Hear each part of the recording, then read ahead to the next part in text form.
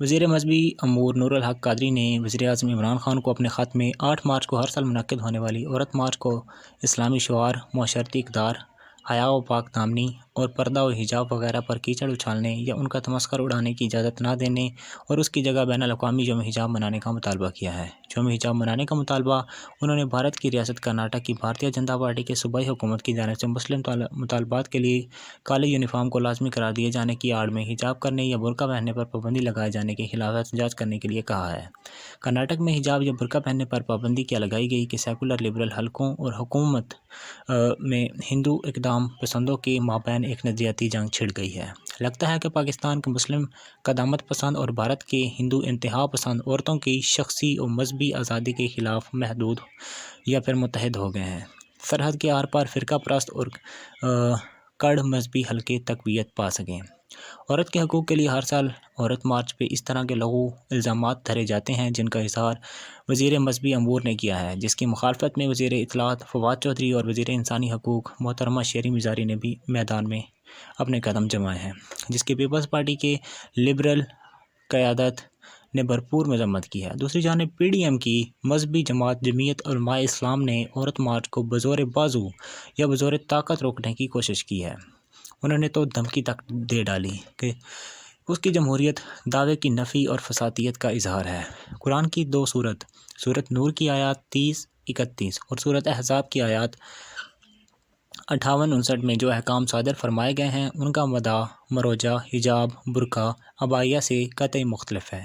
گو کہ یہ ثقافتی علامات ضرور ہیں۔ سورت نور کی آیات 30-31 میں مردوں اور عورتوں دونوں سے کہا گیا ہے کہ مومن مردوں سے کہہ دو کہ وہ اپنی نظریں نیچی رکھا کریں اور اپنی شرم و حیا کی حفاظت کیا کریں۔ 30 اور مومن عورتوں سے بھی کہہ دو کہ وہ بھی اپنی نگاہیں نیچی رکھا کریں اور اپنی شرم و حیا کی حفاظت کیا کریں اور اپنے سینوں پر اوڑھنیاں اوڑھے رہا کریں۔ سورۃ احزاب آیت 59 میں ارشاد ہے کہ اے نبی اپنی بیویوں اور بیٹیوں اور اہل ایمان کی عورتوں سے کہہ دو کہ وہ اپنے اوپر اپنی چادر کے پلو لٹکا لیا کریں، یہ زیادہ مناسب طریقہ ہے کہ تاکہ وہ پہچان لی جائیں اور نہ ستائی جائیں، اور یہ ہدایت کفار کی ستم ظریفی سے بچاؤ کے لیے دی گئی تھی۔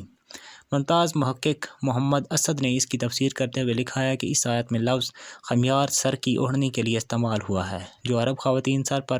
رکھ کر پیچھے کی طرف ڈال دیتی تھیں۔ رہا عورت مارچ، یہ خواتین کی اپنے حقوق و آزادیوں کی ایک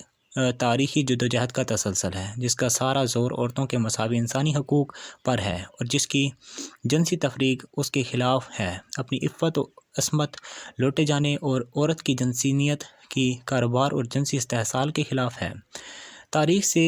نابلد حضرات کو معلوم نہیں ہے کہ جسے مغربی یا مسیحی دنیا کی تہذیب کہا جاتا ہے، اس میں عورتوں کے حقوق و آزادیاں ایسے ہی صدیوں تک محدود رہیں جیسے اب بھی مشرق میں ہیں۔ مغرب میں میرا جسم میرے مرضی کا نعرہ عورتوں کی حق تولیدگی کے حوالے سے لگا تھا۔ زناکاری، جنسی کاروبار، جنسی براسکی اور عورت کی جنس کو کاروبار اور منڈی کے بکاؤ مال بنائے جانے کے خلاف تحریک نسواں چلی اور اب بھی جاری ہے۔ پہلے یہ جدوجہد قانون و سیاسی تحقیق یا ان کے حقوق کے لیے لگائی گئی تھی جو ناپید تھے، پھر یہ عورتوں کے جنسی استحصال کے خلاف کی گئی اور یہ مختلف صورتوں میں پید شدہ رہی۔ پاکستان میں جب میرا جسم میری مرضی کا نعرہ لگا تو پدری شاہی روایات اور مردانہ حاکمیت کے جذبات مشتعل ہوئے۔ قدامت پسند حلقے پدرشاہی سماجی روایات اور پدرشاہی خاندان کے دفاع پر ہر طرح کے فتنوں کے ساتھ میدان میں کود گئے۔ عورتوں کے کسی بھی مظاہرے یا مارچ میں کب تک کہ کس عورت نے اپنے عفت و عصمت کی بے توقیری کی بات کی، الٹا انہوں نے معاشرے میں جاری جبری زنا، عورتوں کی خرید و فروخت، کاروبار،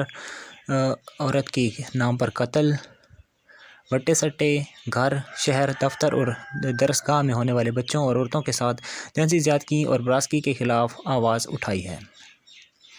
اخلاقی قدروں کی دعوے دار مطالبات پہ اپنے گریبانوں میں جھانکنے کی بجائے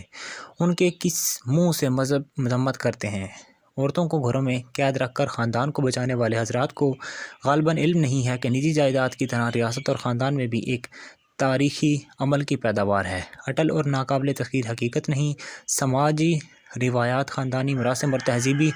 تقاضے حالات کے ساتھ بدلتے رہتے ہیں۔ پدر شاہی خاندان کا نظام مدرسی نظام کے غیر طبقاتی معاشرے کے خاتمے پر وجود میں آیا تھا۔